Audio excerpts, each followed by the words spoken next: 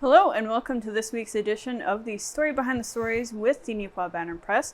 I'm your host this week, Casper, Wehrhahn, and of course I'm a writer and photographer, archivist for the Neepawa Banner Press, and I'm here this week with my wonderful co-host, Joshua Jackson. Joshua, thank you so much for joining me today. Hello, thank you for having me back. It's a pleasure as always. Absolutely love when I get to host the show with you, and today is obviously no exception. It'll be a good rambler, that's for sure. We have a full paper this week, a full 20 pages, right? Nope, 16 pages, my bad. But it sure feels like 20 pages with how much we have in here, that's for sure. And of course, what better way to start than on the front page? As always, we have a few different stories to cover here on our front page this week. The first one, lots of activity going on in Neepawa, and that will actually continue on to our page 16 here, but we'll get to that in just a moment. The first thing that we want to cover that happened this past weekend is actually the amazing race Neepawa. And Josh, you got into all the details on this event, and I was out there taking some photos myself as I was making my rounds there this weekend, and it really did seem like it had such a good response. I mean, it just sounded amazing. Yeah, so first of all, I would like to give some flowers to the Critchlows of Hidden Hollow for organizing it, and for everyone for participating. I think events like these are truly what makes a good town great. It was a wonderful opportunity for people to discover local businesses that they might not have been into. So now to give you the down low on everything that happened here, it was the first ever amazing race Neepawa. Belinda Critchlow, co-owner of Hidden Hollow, said that she actually got the idea after talking with some business owners in the community who wanted more activity in the downtown. So it evolved and snowballed, and eventually 20 businesses were taking part in this. Over 113 participants or racers had signed up for it as they battled for over $1,000 in prizes. Now, the cool thing about this is the business owners, they're already talking about what to do for something in the fall. So that is great. And a few more things I'd like to highlight about this, because trust me, I could just talk on and on and on about this. There was so much people could do. There was a Farmery Brewery that had a station that were sampling their virgin alcohols, which is wonderful. From being recorded right here at NACTV to having a mini fashion show at Salvation Army, and even doing some karaoke at Seabog's Eatery and Catering is phenomenal. So just a big variety and a lot to do. And one of the main reasons why they did this is that they were working to get people into our stores and having fun. Maybe a lot of people haven't been and explored Neepawa's downtown core, which was absolutely great. So each team ended up receiving a passport, and it had a map of all the participating businesses that they were to go and explore. And out of all this, one thing that I'm hearing that some business owners gathered is that Neepawa as a whole needs to continue to help each other and support each other to bring people to town. And part of the reason that they thought that they would do this is to raise awareness to have people from Brandon and Winnipeg, maybe they're commuting from somewhere, to stop in and take a look at our little town. Actually, wildly off the record, as I was going and picking up my mail yesterday, I had the fortune of meeting a couple that were out traveling from BC, and they said this was their first time in Neepawa. And I just asked, like, how was it? How are you liking it? What stood out to you? And they said, it's a lot nicer and a lot better of a town than what we thought it would be, which is wonderful to hear. I believe they were camping. They were talking about the Farmery fish truck that was here this weekend. So it's just great to see people giving our town a chance, and to see 20 businesses for the first year banding together for the common good of promoting our downtown and making a vibrant place. Just hats off to everyone. We need more of that, and we need more participation to make our downtown thrive. Thank you for coming to my TED Talk, Casper. What else do you want to add in on Well, this? thank you very much for hosting said TED Talk. It was, very well said. I don't think there's a whole lot that I can add that you haven't said already, but this really just was such a wonderful example of people banding together and brightening up the downtown in their own way. And, getting people involved in community, maybe introducing them to stores they haven't been to yet, so maybe some newer stores, of course, maybe there's been some stores here for a while that people haven't been to yet in general. So, and of course, just getting out and seeing what all the community has to offer in general, because there is a lot that you can do and see around here in Neepawa. And this blended, of course, wonderfully into the other events that were going on. Of course, the Farmery Station. Farmery is actually located not on the main drag here, but they did have their tent up at Arts Forward. And what was going on there at Arts Forward this past weekend was actually the annual Art Fest, formerly known as Raft. So there was all those activities going on up there as well. And you can see some of that, of course, on page 16. I had the opportunity to go down there and check out those activities as I have in past years. So of course there's the live painting and all of that going on down there. Of course the farmery stand and a barbecue for people to enjoy, and that was absolutely fantastic. And of course I did a little tour around Neepawa myself, going from there and past all the amazing race stuff and down to Riverbend Park as well for the Riverbend Market. So I got to take in that there, and we do have a couple photos from there as well. So it really was just a weekend full of things to do for everyone, whether they live here or were visiting, and I think it just blended really wonderfully together. 100%. Now, Casper, you were boots on the ground this weekend out at the art festival. What stood out to you from there? What kind of artwork, or what did you see that really kind of captivated your eye? Well, everything kind of stands out, doesn't it? Fair enough. There was, of course, there was someone painting a bench there, because that's something that typically happens every year, is painting benches. Actually, Gwen Barilla is an artist that we did a story on not too long ago with the painting music exhibit, but she was also there doing a piece, and it was pretty early when I stopped by there, but I saw her blocking in all of her colors and stuff at the table there, and the plan for her afterwards, once she was done that, was to actually go across the street again, because she was across the street originally, for the sketch and everything, and to just get all the lighting and stuff and all the shading as it obviously was happening live. And then, there's just so much to see down at Riverbend Park as well. So many different vendors. It's hard to even name all the different stuff that was there, but there was some really amazing scroll saw art, and actually a piece that really caught my eye is featured on page 16 there. So do check that out. It really stood out. I really liked the depth and the colors and all the different layers there that sort of had to it. It's really kind of even though it's a 2D piece, it really felt very dimensional. Of course, all the baked goods down there too. You can't go wrong with those. At all. Yeah, absolutely. Phenomenal. Now, Casper, we're going to shift gears here, talking still about the town, but in a much less artistic sense. Yes. I don't know if you knew this. I feel like a lot of you actually didn't, but did you know that we just recently had a by-election in the town of Neepawa and elected a new town councillor? Now, by the sounds of the voter turnout, that may not have been a thing. Casper, do you want me to dive into it? We sure can. So let me tell you. Dave Clark, great guy, is Neepawa's newest municipal councillor after having claimed a victory in a recent by-election. Ooh, it is thundering out. Yeah, we were just talking about that before the show. We were wondering if we were going to get some rumbles in there, and I guess we are, but right back on track. Fair enough. But anyways, as I was so rudely interrupted by the weather, Dave Clark is our newest council member.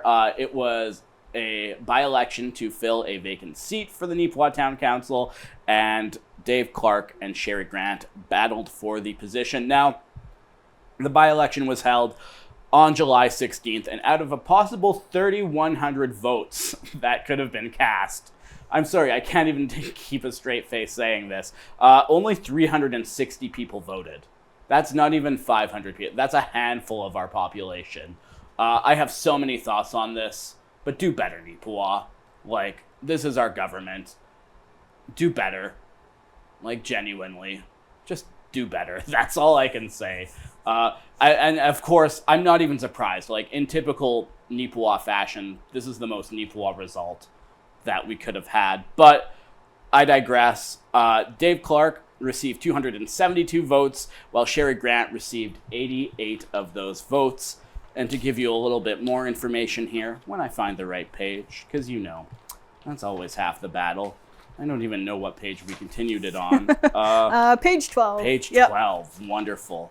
What do I write for this paper or something? I don't know. But anyways, Dave is very excited to become a counselor, well-deserved. And he said being a first-timer, he even thought there would have been more people getting out and voting, but he still is very thankful and appreciative that the people did take time to go and vote him in. He added that he's very excited to jump in and contribute for the next 16 months of the remaining term. And in case you care to know, the next election, October 2026, so we better have more than 300 votes, because that's straight up, that's pathetic. Like, we could have a dog for mayor and it would probably receive more votes than anyone in that by election. And that's not me putting down the candidates. I am glad that they actually did have an election and that two wonderful candidates did step up so that democracy could happen and there was no acclamations. What I'm disappointed in is the voter turnout. Now, Josh, did you vote? No, because I don't live in Neepawa, but I can still call it out because that's ridiculous. Now, Casper, give me some positive news on this. Give me something here. You had some very good comments before our taping. I'll be honest, I don't remember what they were, but that's okay. Anyway, I definitely do agree that would have been nice to see more of a turnout here, because again, it's only 11.6% of the eligible voter population that did turn out. And, maybe there's a few reasons for that. Maybe people didn't quite know what was going on or what have you. I know that for myself, I would have liked to see a bit more hubbub around it, a bit more happening in and around the community to maybe bring more attention to it. Not from any candidate in particular, just in general. So more of a word getting out there. Of course, we did have articles in the paper, so hopefully that helped as well. But just in general here, I definitely was pleasantly surprised with what we did get for voter turnout, considering how admittedly quiet it was. So that was very good. That's true. We got to give flowers where flowers are due, 100%. Right. It was triple digits.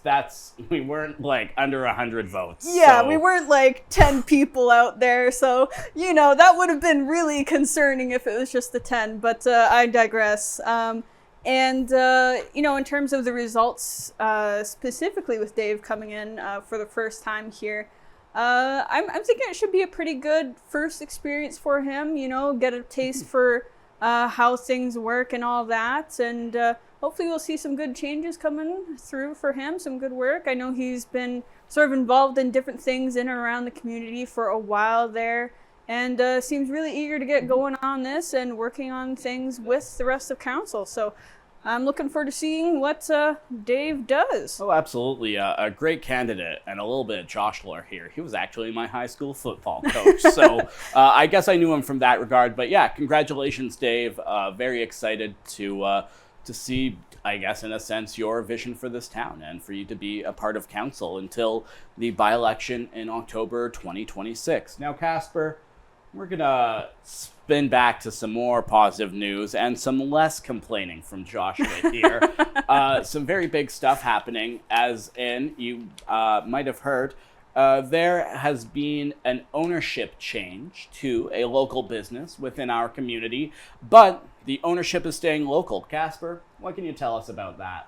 Right. Well, this was absolutely one of our hush-hush stories in the office there for a little bit, sort of behind the scenes there. This was a story that came to us earlier, but it was, of course, on embargo, so it was kind of just little secret. We didn't even really get to know what it was until day of. But yes, as Josh mentioned, there was a ownership change with Harris Pharmacy. If you're not familiar with Harris Pharmacy, it was owned by Heather Todoruk for a number of years, 11 years actually. And she's been with the company for 34, well, I should say business, not company. Either or, whichever works. Semantics.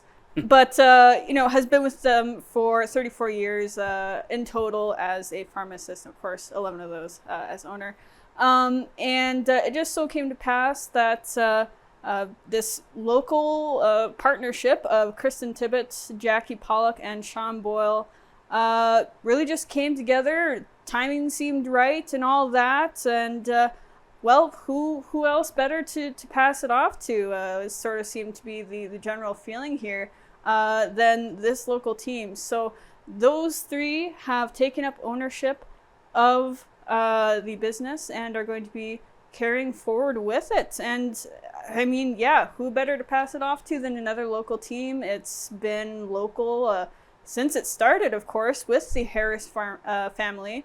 So you can take a look at all of that and get better acquainted with it. Of course, there was a photo op with Heather and the rest there for that official passing off, as it were, and learn a bit more about these new owners and some background, of course, on the business itself and Heather as well.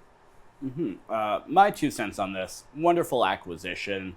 And the one thing, as you've mentioned, but I would like to drive this point home, and I will say this quote: "We all grew up in Neepawa, and after pursuing our education, we chose to return home and build our careers and raise family here. It's very important to us that Harris Pharmacy remains a 100% locally owned business." And that is the mindset that we need in Neepawa. As I said in the Amazing Race story, as I'm saying this, local building up local. And it's wonderful. It's great to see. And if you were wondering that if there are going to be any changes, it's going to remain much of the same. And Heather Todoruk will still be working alongside the team and continuing to provide friendly, knowledgeable service that we've all come to know and trust. So hats off to see the passing of a torch from one local business to another local ownership group that have been involved in the business. And taking a look here, Kristen has been 12 years in the field. Sean graduated back in 2010. And these are people who are experienced and know what they're doing and just want to see Neepawa's business core continue to be better and best and local, which is phenomenal. Absolutely. Very good point to highlight. And I mean, that's something that is also driven home, of course, with the operation of the Neepawa Banner Press itself. I mean, locally owned and operated. And when we're doing the news here, the really hard sticking point is keep it local. That's what people want to see. That's why people pick up the paper, because it's relevant to the community. But with the business, of course, itself, these people having knowledge of the town, of course, and living in the town, they're well acquainted with the needs and all of that of the community. So very much looking forward to seeing where they take the business in the future. Now, we do have do you have something else you want to add? I would, because you said it. Go ahead. You were talking about local journalism and how local journalism matters. Let me tell you, the Neepawa Banner and Press matters. You are going to have stories in here like The Amazing Race, like Harris Pharmacy, that you're not going to find out. This is 100% local, and this is news that you're not going to see on CBC, CTV, Global, APTN. We are out here doing the local journalism for this town and the surrounding areas. That's why it is critical, and we rely on people to advertise, as we have seen in Ken's column, where he talks about the importance of keeping your local paper in the loop for events. We are only as good as the people who read our paper and give us the news, so we can continue to cover and report on the stories and the issues that matter to you. Now, that being said, Neepawa Banner Press, locally owned and operated, and this bad boy is free within the coverage area. So go pick one up today. 16 pages, local journalism, local news. Make sure you pick up a copy, because we do some good work, I'd like to say. Now, Casper, before I so rudely interrupted you, let's talk about what's next on the docket here. No, that is perfectly all right. And that actually gave me another good segue here, because you talk about people, of course, reaching out to us and lending us a hand in that regard. And this actually did happen with this next story that we were going to talk about here. We had some donations to the Neepawa Hospital for some new equipment. And that was something that we didn't hear about.